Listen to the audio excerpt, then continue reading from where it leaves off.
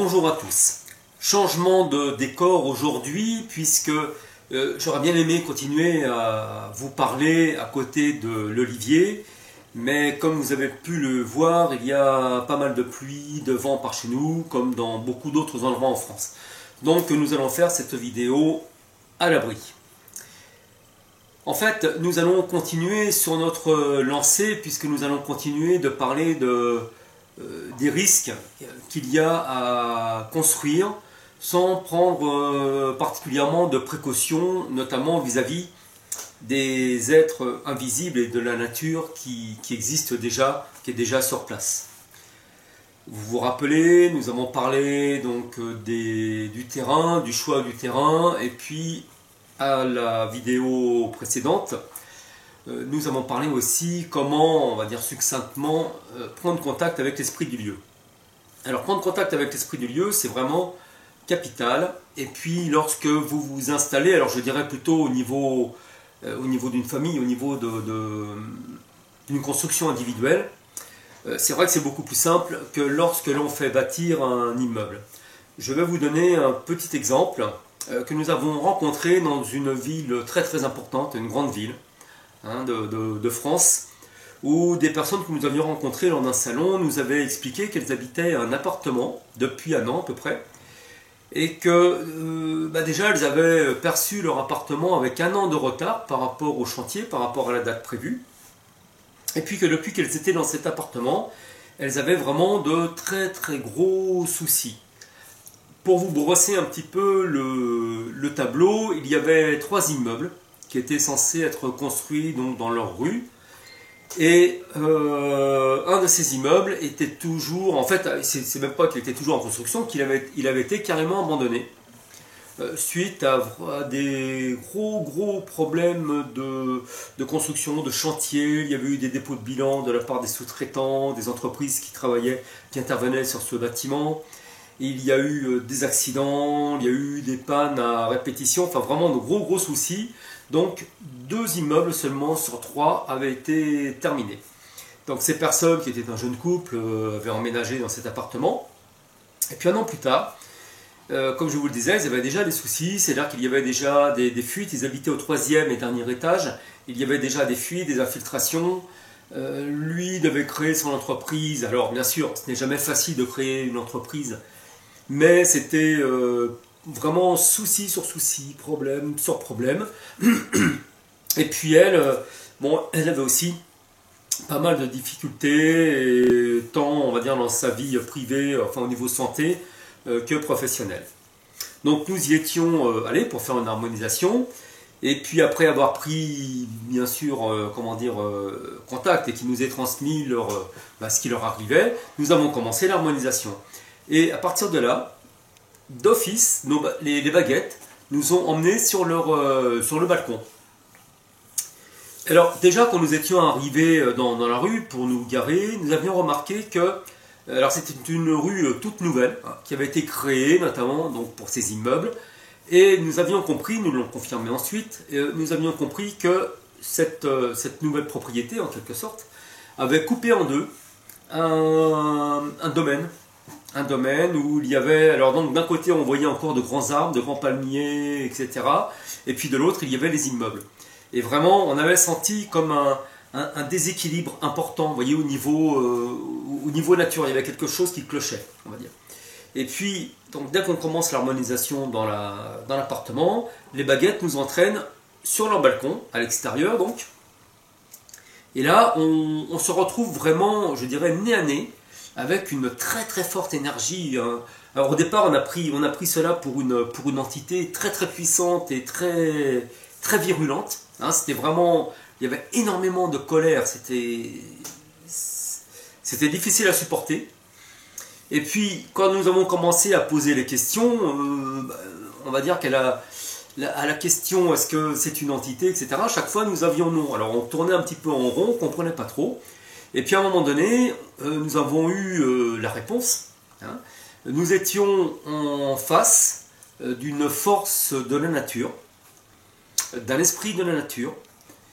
Pour aller plus loin, nous étions en face d'un Deva, c'est-à-dire un des esprits qui gouvernent la nature, et c'était tout simplement Pan.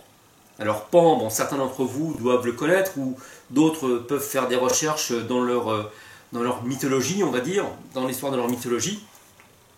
Pan est représenté comme un faune. Je l'explique au cours de nos stages, comment il est passé de Pan au diable par un coup de baguette magique par l'Église, tout simplement pour diaboliser justement ces forces de la nature, lorsque essentiellement les femmes refusaient de passer de, on va dire, de la connaissance, et oui, de la connaissance à l'obscurantisme, pardon. Vous voyez, même ça j'ai du mal à le dire tellement ça me paraît... voilà. Et donc l'Église avait diabolisé Pan en leur disant attention, ceci est Satan, si on vous rencontre avec lui, ça va mal se passer, d'où ensuite les bûchers de sorcières. Donc pour revenir à Pan, Pan était sur ce balcon, il était très en colère, très en colère. Et c'est, on va dire, bah, c'est lui en fait qui mettait le bazar, hein, on l'a compris ensuite, il nous l'a confirmé, et qui avait mis le bazar d'ailleurs dans tout le chantier des 3 immeubles, et qui maintenait encore une énergie de colère, de conflit, notamment vis-à-vis des voisins, entre voisins, et voilà, et qui empêchait finalement les personnes, bon, qui n'étaient pas directement responsables, hein, de cet état, de la construction des immeubles, mais avec quand même une petite part de responsabilité, puisque les immeubles avaient été construits pour eux, pour ces personnes-là. Donc du coup, ils s'en étaient pris à ces personnes-là. Nous avons pu négocier, si j'ose dire, et puis expliquer donc qu'elle n'y était pour rien, et voilà, qu'elle ne demandait qu'à vivre, et puis à faire tout leur possible pour ramener une forme d'équilibre. Ce qui a été fait sur nos conseils, puisqu'elles ont fleuri, verdi leur balcon, d'autres voisins l'ont fait aussi, et quand nous sommes revenus, enfin quand nous avons repris contact avec elles l'année suivante, eh bien tout s'était arrangé, enfin en tout cas dans leur immeuble, hein, ça coulait beaucoup mieux, bon la verdure était revenue, donc les forces de la nature s'étaient, comment dire, assagies, en quelque sorte. Par contre, ils nous ont expliqué que dans l'autre bâtiment, là où rien n'avait été fait, hein, les voisins continuaient à guerroyer et puis à vivre leur querelle locale. Donc c'est vraiment, comme nous le disions dans les vidéos précédentes, c'est vraiment très important de faire attention lorsque l'on emménage dans un endroit, vraiment de respecter les lieux. Ce qui s'était passé là en fait dans ce lieu-là, c'est que pour des questions, alors comme souvent on va dire d'argent, les terrains avaient été vendus. Alors jusqu'à là, on va dire rien de répréhensible, mais par contre il n'y avait eu vraiment aucun respect de la part à la fois du vendeur et à la fois des entrepreneurs et de la ville aussi au passage, enfin des représentants de la ville, et tout avait été massacré, on va dire par inconscience, par ignorance, mais le résultat était là. Et nous avons rencontré, alors je ne vais pas faire durer la vidéo trop longtemps, mais nous avons rencontré aussi ce phénomène où il y avait donc des conflits, des constructions qui ont été arrêtées, des personnes qui sont tombées malades, des gros conflits entre les personnes, dans un éco-hameau, où on pourrait se dire, bon, bah voilà, les personnes ont des pensées écologiques, une volonté de bien faire les choses, mais elles étaient arrivées aussi, et pareil, tout en pensant respecter la nature, ça s'était fait, on va dire, à la sauvage, sans conscience. Hein.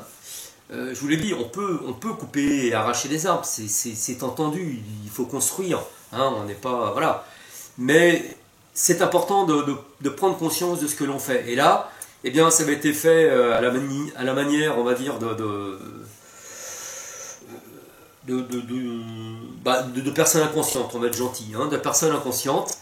Et puis voilà, et c'était la guerre, c'était des personnes qui ne voulaient plus habiter là, alors qui voulaient revendre et qui, bien entendu, ne trouvaient pas d'acquéreur, des conflits au niveau de, comment dire, du groupe qui dirigeait l'éco-hameau, enfin bon, c'était un bazar sans nom, quoi.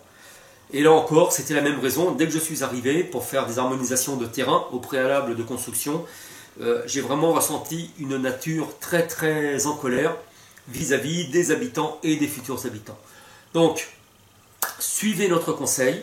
Si vous avez à construire, construisez bien entendu, mais respectez les lieux, respectez l'esprit des lieux, respectez les êtres invisibles, même si vous ne les voyez pas.